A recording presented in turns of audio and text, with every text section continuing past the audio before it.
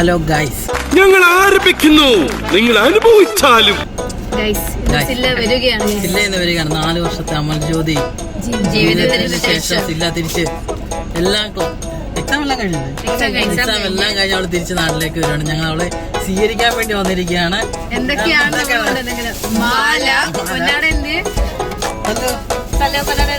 പൊന്നാട ഉണ്ട് ഞങ്ങളുടെ.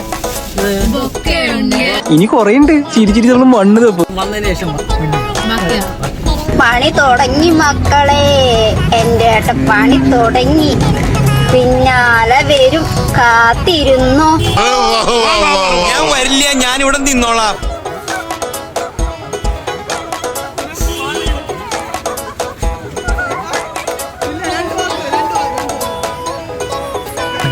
എല്ലാവർക്കും സന്തോഷമായല്ലോ.